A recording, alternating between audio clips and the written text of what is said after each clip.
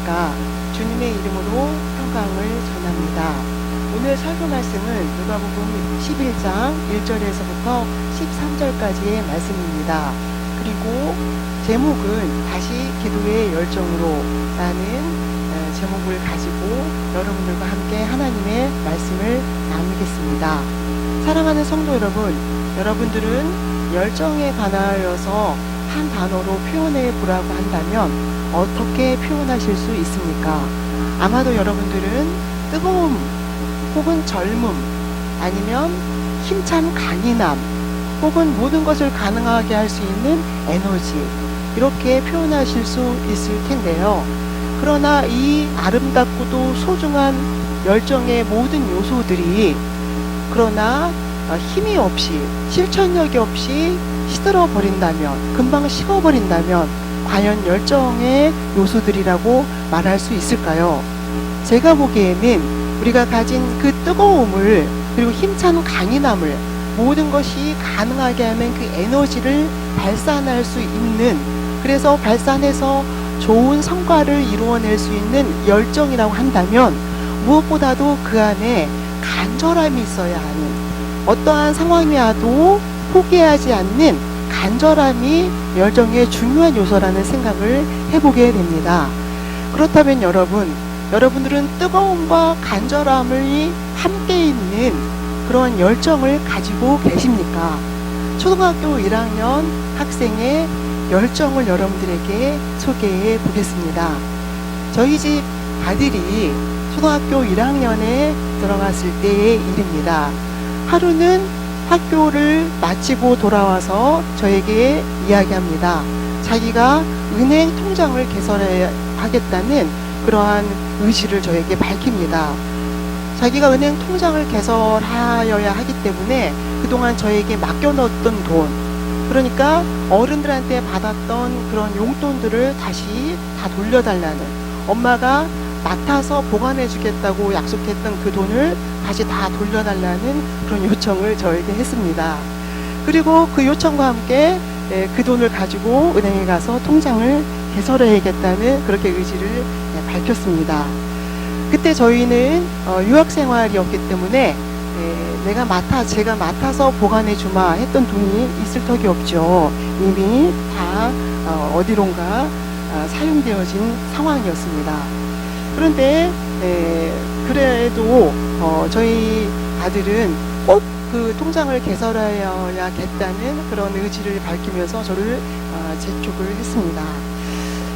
제가 조금 더 생각해 보겠다는 약속을 하고 차일피일 미루게 되니까 어느 날 우리 초등학교 아들이 돈을 만들기 시작했어요. 집안에 있는 이면지를 갖다가 자기가 알고 있는 유로 외에 5유로부터 시작해서 10유로, 100유로 이렇게 이면지에다 돈을 만들기 시작했습니다. 그리고 큰 상자에다 그 돈을 차곡차곡 모으기 시작했어요. 그리고 또 가끔 누가 방문하면 마음에 드는 사람에게는 큰 돈을 주기도 하고 물론 이면지로 만들어진 돈이죠. 또 작은 돈을 주기도 했습니다. 오늘 이 설교를 듣고 계신 분들 중에 저희 집 초등학교 학생에게 돈을 받으신 분들도 꽤 계실 거예요.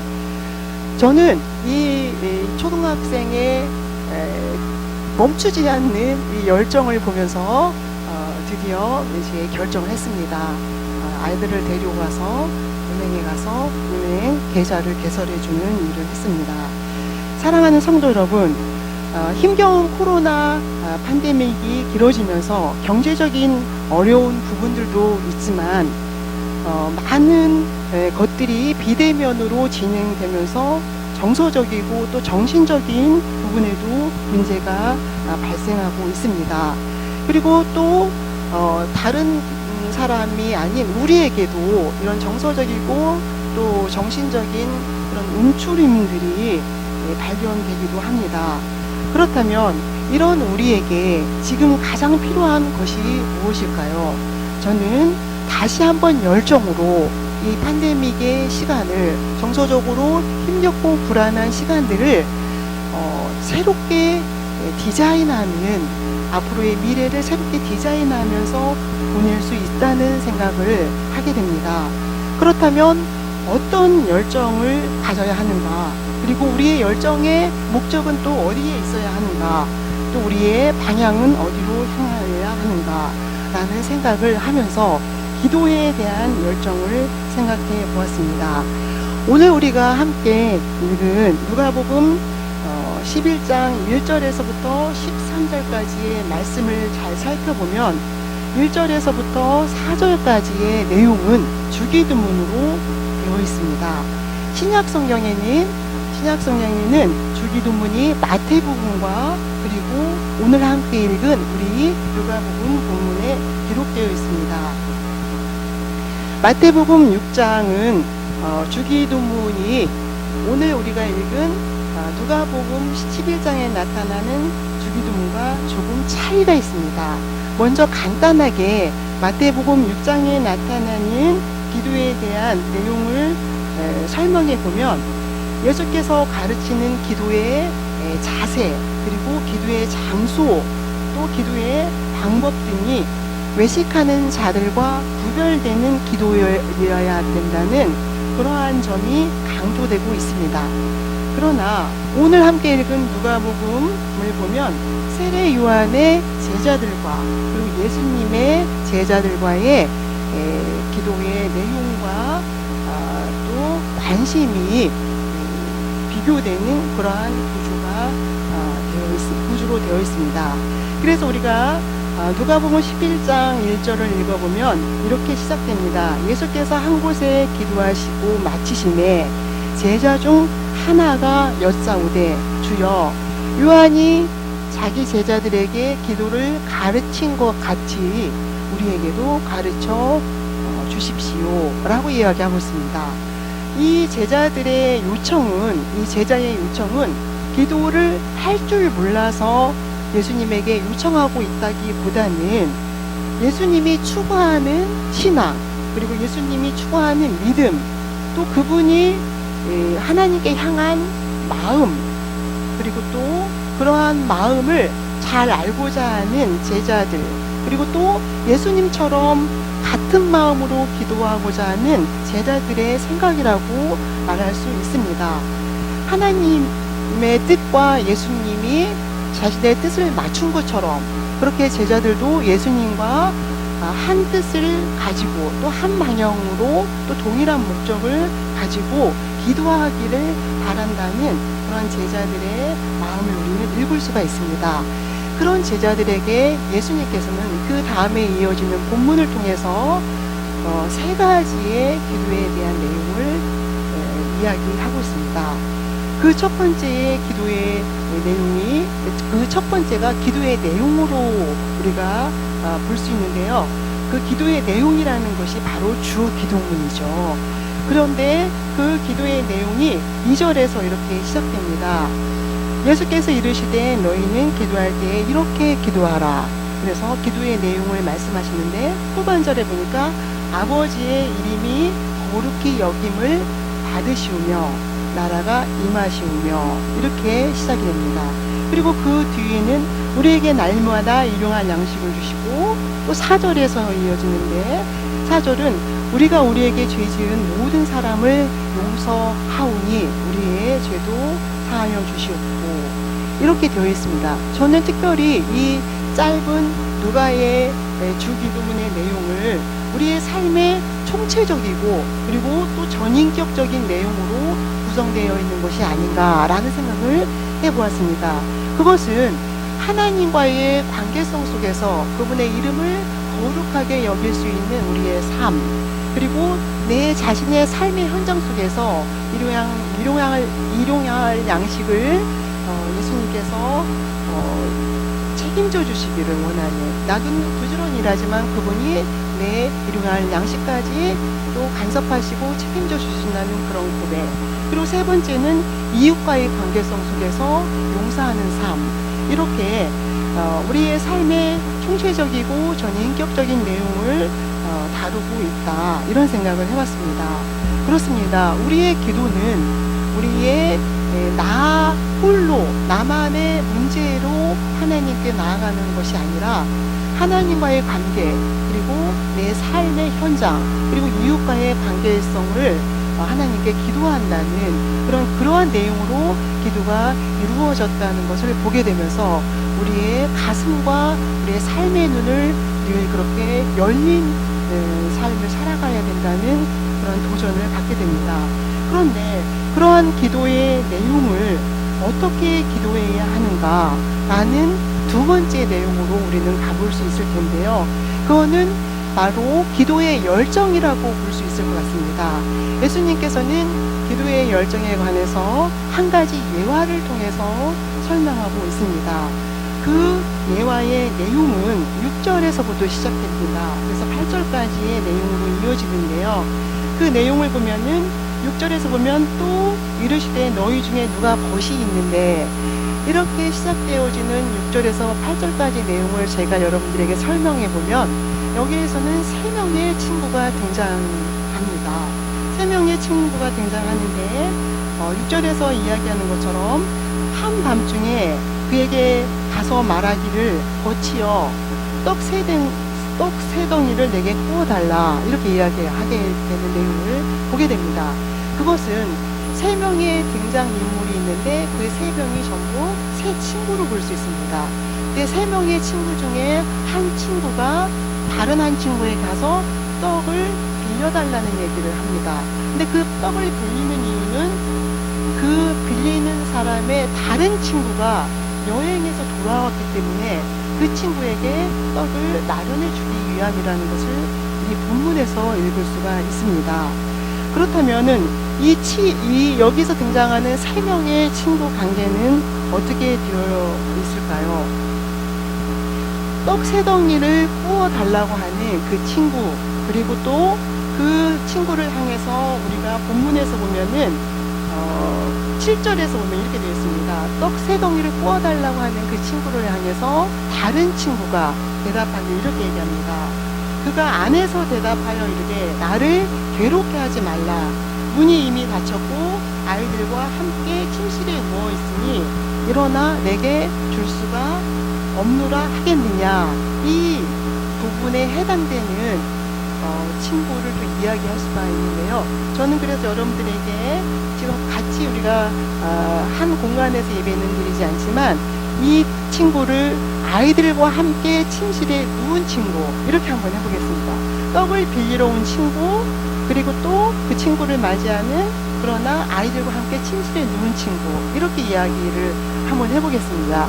그렇다면은 떡을 빌리러 온 이 친구와 그리고 또 아이들과 함께 침실에 누운 이 친구 사이는 어떨 것 같습니까?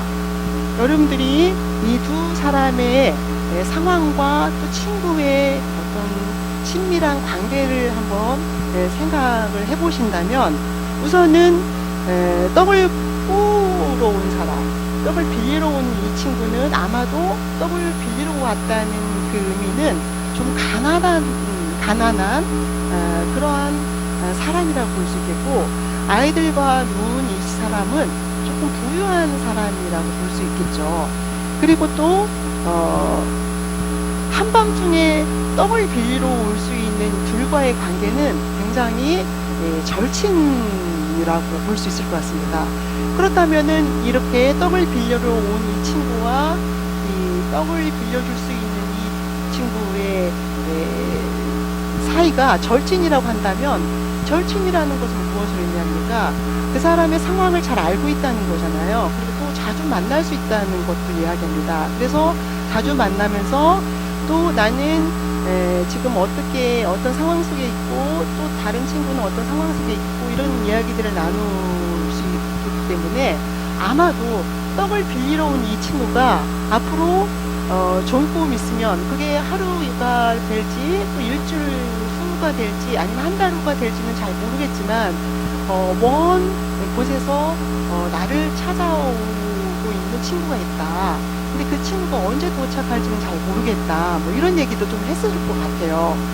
그런데 그렇게 이야기를 나눠서 친구가 방문한다는 거는 알고 있었지만 그 방문하는 친구가 한밤중에 온 거예요. 그리고 그것도 모든 먹거리가 다 떨어진 그런 날에 또 찾아온 거예요. 그런데 멀리서 찾아온 친구를, 그리고 한밤중에 도착한 친구를 그냥 끼니를 때우지 않고 재울 수가 없다는 그런 안타까움 때문에 조금 부유한 친구를 찾아가야 되는 그런 상황입니다.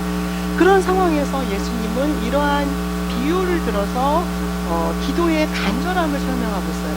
그래서 떡을 빌려줄 수 있는, 그리고 또 아이들과 함께 누운 이 친구는 친구이기 때문에 떡을 빌려주고 또 떡을 내어주기보다는 이렇게 찾아온 간절함, 그 간절함 때문에 떡을 내어준다는 얘기를 하고 있습니다. 그렇습니다. 8절에서 보면 예수님은 이 상황을 이렇게 이야기합니다. 내가 너희에게 말하노니 비록 벗됨으로 인하여서는 일어나 주지 아니할지라도 그 간청함을 인하여 일어나 그 요구대로 주리라, 이렇게 되어 있습니다. 그렇습니다. 친구 관계의 상황을 비유로 들어서 예수님께서는 그 기도의 간절함, 또 기도의 간절함을 우리들에게 설명하고 있습니다. 그렇습니다. 그렇다면은 이 기도의 간절함이 오늘 우리에게 무엇을 요청할 수 있을까요? 기도의 그런 중요성을 우리는 다 알고 있는데, 기도에 관해서 그렇기 때문에 많은 이야기를 할 수 있지만, 저는 여기서 특별히 여러분들과 함께 나누고 싶은 이야기는, 이 기도의 간절한 부분에 대해서 여러분들과 함께 나누고 싶은 이야기는, 기도는 하나님의 입장에서 우리가 기도에 관해서 묵상하고 공부하기보다는 우리의 입장에서 우리는 어떻게 그분에게 기도해야 하는가라는 부분이 중요하다는 생각을 하게 됩니다. 그래서 기도하는 우리의 입장에서는 무엇보다도 간절함으로 그분에게 우리의 필요와 또 그분의 간섭과 대입을 요청할 수 있는 그러한 기도의 삶을 살아야 된다는 것을 이야기하고, 또 이러한 기도의 간절함으로 우리의 존재의 가치를 알 수가 있다는 거죠. 하나님 앞에 무언가 간절히 요청할 수 있는 우리의 삶, 그리고 또 우리의 어려움을 간절함으로 그분에게 요청할 수 있는 그런 삶을 살아야 된다는 것을 이야기하게 됩니다. 그리고 그 간절함은 9절에서부터 13절에 이르기까지 또 반복적으로 이야기되고 있습니다. 또 내가 너희에게 이르노니 구하라, 그리하면 주실 것이고, 찾으라 그러면 찾을 것이고, 그리고 문을 두드리라 그러면 열릴 것이라는 이야기를 하고 있습니다. 그렇습니다. 구하고 찾고 그리고 두드리는 그러한 간절함이 우리의 삶 속에 있어야 하고, 또 그런 간절함으로 하나님을 만날 수 있는, 하나님의 일하심을 또 우리가 목격할 수 있는 그런 삶을 살아야 된다는 것을 이야기하고 있습니다. 그리고 세 번째로는 기도의 결실이라고 이야기할 수 있을 것 같은데요. 그 11절에서부터 13절까지의 내용, 기도의 결실, 기도의 열매, 이렇게 또 이야기할 수가 있을 것 같습니다. 그런데 그 기도의 결실과 열매에 대해서는 11절에서 이야기하는 것처럼 너희 중에 아버지 된 자로서 누가 아들이 생선이 달라 하는데 생선 대신에 뱀을 주겠느냐. 그러니까 이 비유가 우리에게 이야기하는 것은 우리가 요청하는 것을 우리 주님께서 주실 텐데, 그것보다 무엇보다도 가장 선한 것으로 주신다는, 가장 필요한 것으로 주신다는 그러한 말씀으로 우리는 이해할 수가 있습니다. 그런데 13절의 마지막 부분에서는 이렇게 이야기가 계속됩니다. 너희가 악할지라도 좋은 것을 자식에게 줄 알거든 너희 하늘 아버지께서 구하는 자에게 성령을 주시지 않겠느냐, 이렇게 이야기가 마무리됩니다. 구하는 자에게, 또 찾는 자에게, 두드리는 자에게 모든 것을 주시겠다는 그분이 이제 마지막 부분에서 가장 좋은 것으로 하늘 아버지께서 우리에게 성령으로 주신다는 이야기를 하고 있습니다. 아까 설교 초입 부분에, 도입 부분에 주 기도문이 이렇게 마태복음 6장과 누가복음 11장에 동시에 나타난다는 이야기를 말씀을 드렸습니다. 그런데 이 부분에서는, 마태복음에서는 너희가 악한 악한 자라도 좋은 것으로 자식에게 줄 알거든. 이렇게 시작한 그 부분은 가장 좋은 것으로 주신다는 그런 말씀을 마태복음 7장에서는 이야기하고 있습니다. 그런데 좋은 것으로 주신다는 그 말씀이 오늘 누가복음에서는 성령이라는 단어로 다르게 표현돼서 나타납니다. 사랑하는 성도 여러분, 그렇다면 우리가 그분께 두드리고 또 찾고 간절히 구하는 것을 성령으로 주신다는 그 이야기는 무엇을 의미할까요? 저는 주중에 한 젊은이와 대화를 나눌 수가 있었습니다.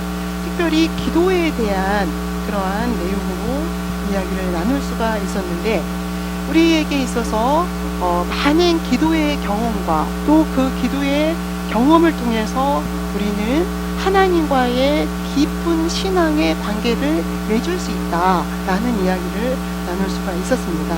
그런데 그 젊은이는 자신이 지금까지 기도의 경험, 또 자신이 하나님 앞에 드렸던 그 기도의 삶 속에 하나님의 간섭을, 하나님의 개입을 생각해 볼 때에 그는 자기가 원했던 기도의 분량이 이 정도라면, 또 기도의 크기가 이 정도라면 늘 하나님께서는 반토막으로 주셨다. 반토막으로 나눠서 반토막을 치고 반토막만 채워주셨다. 그런 얘기를 했습니다. 물론 이제 그 젊은이에게 저도 제 신앙 고백적인 이야기를 했습니다. 어쩌면 관점의 차이일 수도 있고 아마도 신앙의 연륜의 차이일 수도 있을 것 같은데, 저는 그 친구에게 나는 주님 앞에 드렸던 그 기도의 분량과 크기를 생각해 보면 그렇게 주님 앞에 드렸던 그런 분량과 크기보다 더 많은 크기로, 뭐 2배로, 뭐 3배로 그렇게 주님께서 채워주셨다. 그런 이야기를 나눌 수가 있었습니다. 그렇습니다. 그러나 사실 우리는 많은 경우 그토록 간절히 원했던 바람 또한 하늘에 닿았을 테지만, 그러나 기약 없이 사라진 것처럼 우리의 삶 속에 나타나지 않는 기도의 열매도 칠 수가 없습니다. 그래서 우리는 생각합니다. 어떠한 경우에는 그렇게 주님 앞에 간절히 드렸던 그 기도의 많은 제목들, 또 그 간절함은 어디로 사라졌단 말인가 라는 그 신앙의 회의 속에 있을 수도 있습니다. 그런 신앙의 회의 속에 우리는 자유롭지는 않습니다. 그러나 그런 우리에게 성서는 이야기합니다. 9절에서 이야기한 것처럼 그렇게 구하면 주실 것이고, 그리고 여러분들이 찾으면 찾을 것이고, 두드리면 또 열릴 것인데, 무엇보다도 우리 하나님께서는 우리에게 약속하시기를 성령을 주신다는 이야기를 하고 있습니다. 그렇습니다. 우리 모두는 때로는 기도할 때 때로는 좌절하는 그런 경험을 하기도 합니다. 그래서 우리는 그 좌절의 상황이 어떤 의미에서는 하나님이 귀를 막고 계신가, 우리의 소리에 귀를 기울이지 않고 계신가 라는 그런 회의를 갖기도 합니다. 그런데 성경은 분명히 우리에게 이야기합니다. 하나님께서는 반드시 우리에게 성령으로 주신다는 이야기를 하고 있습니다. 그렇다면 이것이 우리에게 어떠한 것을 할 수 있을까요? 저는 다시 또 하나의 얘기를 들려드린다면, 우리 희망교회를 개척하는 첫날부터 지금에 이르기까지 그렇게 간절히 원했던 기도의 제목이 하나 있다면 그것은 성령이 충만한 교회, 또 성령이 충만한 목회자의 삶이었습니다. 그리고 그렇게 성령에 충만하기 위해서 간절히 하나님 앞에 날마다 엎드렸던 것으로 기억이 됩니다. 그런데 하나님께서 성령의 충만함으로 우리에게 기도를 응답해 주신다는 그 말씀에 대한 개인적인 신앙 고백을 이야기한다면, 저는 개척교회를 하면서 너무나도 많은 억울한 일도 많이 경험했습니다. 너무나도 안타까운 일도 경험했습니다. 너무나도 아쉬운 일도 많이 경험했습니다. 그리고 때로는 개인적인 자존심을 다치는 일도 경험했습니다. 그러나 견디게 하셨고, 그리고 성실하게 다시 제자리에 서게 하셨고, 또 상처받았지만 상처 주는 자리에 서지 않고 또 자신을 보호할 수 있는 자리에 설 수 있었습니다. 그것은 바로 제가 간절히 원하고 기도하고 또 찾을 때마다 주님이 주셨던 그 성령이 있었기 때문에, 또 그 성령의 충만함으로 그 모든 일들을 지킬 수 있었던 것으로 여러분들에게 말씀드릴 수 있습니다. 사랑하는 성도 여러분, 우리는 이렇게 어려운 시기를 살아가면서 새로운 미래를 꿈꾸며 앞으로의 새로운 삶을 디자인하는 이 시점에 무엇보다도 기도의 열정으로, 그리고 반드시 그분께서 성령으로 응답하실 것이라는 그 오늘 말씀을 가지고 여러분들이 앞으로의 삶, 그리고 지금 어려운 이 삶을 살아가시고, 그리고 그렇게 기도의 열정으로 견뎌 갈 수 있는 그런 신앙의 사람이 되시기를 축원합니다. 기도하시겠습니다.